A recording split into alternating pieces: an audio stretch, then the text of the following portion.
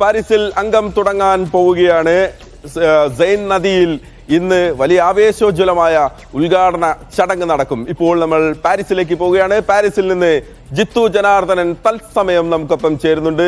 ജിത്തു, എന്താണ് പാരീസിൽ ഇടയ്ക്ക് മഴ പെയ്തു എന്ന് കേട്ടല്ലോ, എന്താണ് ഉദ്ഘാടന ചടങ്ങിന് ഏതെങ്കിലും തരത്തിൽ ബാധിക്കുമോ? അതല്ല, ഈ മഴ തണുത്തു വരുന്ന മഴയ്ക്കപ്പുറത്ത് വലിയ ആവേശം വിതറുന്ന ഒരു ഉദ്ഘാടന ചടങ്ങായിരിക്കുമോ ഇന്ന്?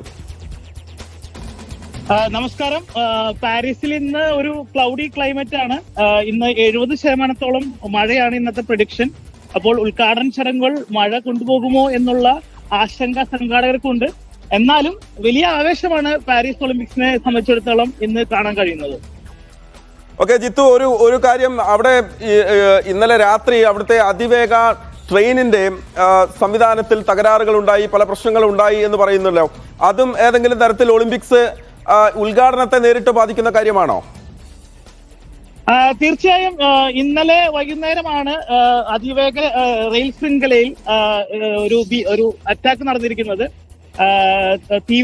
ശക്തമായ തീവെപ്പാണ് നടന്നിരിക്കുന്നത്. 3 റെയിൽ നെറ്റ്വർക്കിലാണ് തീവെപ്പ് നടന്നിരിക്കുന്നത്. 4ാമത്തെ ഒരു അറ്റാക്ക് ഇവരുടെ റെയിൽവേ സുരക്ഷാ സേന തടയുകയുണ്ടായി. ഇപ്പോൾ 8 ലക്ഷത്തോളം ജനങ്ങളെയാണ് മൊത്തത്തിൽ അത് ബാധിച്ചിരിക്കുന്നത്. അതിൽ തന്നെ പാരീസ് ഒളിമ്പിക്സ് ഇനാഗ്രേഷൻ കാണാനും അല്ലെങ്കിൽ വിവിധ രാജ്യങ്ങളിൽ നിന്ന് പാരീസ് ഒളിമ്പിക്സ് മത്സരങ്ങൾ കാണാൻ വന്നുള്ള ഒരുപാട് പേർക്ക് ഇതുകൊണ്ട് അസൗകര്യം നേരിട്ടിട്ടുണ്ട്. ഇപ്പോൾ തന്നെ പല ട്രെയിൻ സ്റ്റേഷനുകളിലും ട്രെയിനുകൾ വൈകി ഓടുന്നു, അല്ലെങ്കിൽ പല ട്രെയിനുകളും ക്യാൻസൽ ആക്കിയിട്ടുണ്ട്. അപ്പോൾ ഇതെല്ലാം ഇപ്പോ ഇവരെ ബാധിച്ചിരിക്കുന്ന ഒരു കാര്യമാണ്. ഓക്കെ, ഉദ്ഘാടന ചടങ്ങുകൾ എങ്ങനെയാണ്? ഒരറ്റത്ത് നിന്ന് തുടങ്ങി സെയിൻ നദിയുടെ ഒരു വശത്ത് നിന്ന് തുടങ്ങി അത് ഈഫൽ ടവറിന് സമീപത്തേക്ക് എത്തുന്നു എന്നാണ് മനസ്സിലാക്കുന്നത്. അങ്ങനെയെങ്കിൽ എങ്ങനെയാണ് ഉദ്ഘാടന ചടങ്ങ്? അതിന്റെ മാർച്ച് പാസ്റ്റ് എങ്ങനെയാണ്? ഉദ്ഘാടന ചടങ്ങ് നടക്കുന്ന നദിക്കരയോരത്ത് എത്ര കാണികൾ ഇത് കാണാനെത്തും? എങ്ങനെയാണ് ചടങ്ങുകളെ കുറിച്ചൊന്ന് പറയാമോ? അതെ, ഇപ്പോൾ നമ്മുടെ പാരീസ് ഒളിമ്പിക്സിന് ഏതാനും മണിക്കൂറുകൾ മാത്രം ബാക്കി നിൽക്കുന്നു. ഇപ്പോൾ ശക്തമായ സുരക്ഷാ സന്നാഹങ്ങളാണ്. ഇപ്പൊ ഞാനിപ്പോ നിൽക്കുന്നത് ഏകദേശം സീൻ റിവറിൽ നിന്നും ഒരു 200 മീറ്റർ അകലെയാണ് നിൽക്കുന്നത്. ഹോട്ടൽ ദിവിൽ എന്ന് പറയുന്ന പാരീസ് മേയറുടെ ആസ്ഥാന മന്ദിരത്തിന്റെ മുന്നിലാണ് നിൽക്കുന്നത്. ഇവിടെ എല്ലാം ശക്തമായ സുരക്ഷാ സന്നാഹങ്ങളാണ് ഒരുക്കിയിരിക്കുന്നത്. ചരിത്രത്തിൽ തന്നെ ആദ്യമായി ഒരു ഔട്ട്സൈഡ് സ്റ്റേഡിയം, അതായത് ഒരു നദീ തീരത്തിൽ കൂടെ, അതായത് വളരെ പ്രശസ്തമായ സീൻ റിവറിൽ കൂടിയാണ് ഈ ഒളിമ്പിക്സിന്റെ ആദ്യത്തെ പരേഡ് നടക്കുന്നത്. അത് പോന്ത് ഓസ്ട്രേലിയസ് എന്ന ഒരു മെയിൻ ബ്രിഡ്ജിൽ നിന്നും പോന്ത് ഐന, അതായത് ഈഫൽ ടവർ സ്ഥിതി ചെയ്യുന്ന തൊട്ടടുത്തുള്ള പോന്ത് ഐന വരെയുള്ള 6 കിലോമീറ്റർ ബ്രിഡ്ജ്, 6 കിലോമീറ്റർ നദീതീരത്തു കൂടിയാണ് ഈ ഒളിമ്പിക്സ് പരേഡ് നടക്കുന്നത്.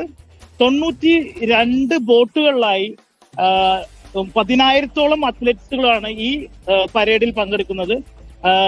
വളരെ പ്രസിദ്ധരായ കുറെ പേരുടെ പേരുകൾ നമുക്ക് പറഞ്ഞു കേൾക്കുന്നുണ്ട് ഇതിൽ പങ്കെടുക്കും എന്ന് പറയുന്നത്. ഫോർ എക്സാമ്പിൾ, ഇപ്പോൾ നമുക്ക് ഇവിടെ ലേഡി ഗാഗ പാരീസിൽ പ്രാക്ടീസ് ചെയ്യുന്നതായി കുറച്ച് വീഡിയോകൾ പ്രചരിക്കുന്നുണ്ട് സോഷ്യൽ മീഡിയയിൽ. സെലിൻ ഡിയോൺ ഇപ്പോൾ ഉദ്ഘാടന ചടങ്ങുകളിൽ പങ്കെടുക്കുമെന്ന് ശക്തമായ റൂമേഴ്സ് ഉണ്ട്. ദുആ ലീപ്പ, അതുപോലെ ഫ്രഞ്ച് മാലിയൻ സിംഗറായ അയാ നക്കുമുറ എന്നിവരൊക്കെ ഈ ചടങ്ങിൽ പങ്കെടുക്കുമെന്നാണ് നമ്മൾ കേൾക്കുന്നത്. ഒരുപാട് സർപ്രൈസുകളാണ് ഇപ്പോൾ ഈ പാരീസ് ഒളിമ്പിക്സ് സംഘാടകർ മാറ്റിവെച്ചിട്ടുള്ളത്. അപ്പോൾ നമുക്ക് നേരിട്ട് തന്നെ കണ്ടറിയാം എന്തൊക്കെ സർപ്രൈസുകളാണ് ഇവിടെ ഒളിമ്പിക്സിന് ഇവർ കരുതി വെച്ചിട്ടുള്ളത്. അത് വളരെ വ്യത്യസ്തമായ ഒരു ഒളിമ്പിക്സിനാണ് നമ്മളിപ്പോൾ പാരീസിൽ. അതാണ്, അത്ഭുതങ്ങൾ കാത്തുവെച്ചിട്ടുണ്ട് പാരീസിൽ എന്നാണ് പറയുന്നത്. അത്ഭുത ചെപ്പ് തുറക്കാൻ പോകുന്നതേ ഉള്ളൂ. സെയിൽ നദിക്കരയോരത്ത് കാത്തിരിക്കുന്ന ലക്ഷക്കണക്കിന് 10,000-കണക്കിന് ആരാധകർ അവർ ആവേശത്തോടെ കാത്തിരിക്കുകയാണ്. എന്താണ് ആ ചെപ്പ് തുറക്കുമ്പോൾ ഉണ്ടാകുക? പാരീസ് ഒളിമ്പിക്സിന്റെ തുടക്കം എങ്ങനെയാകും? എത്രത്തോളം കളർഫുൾ ആക്കും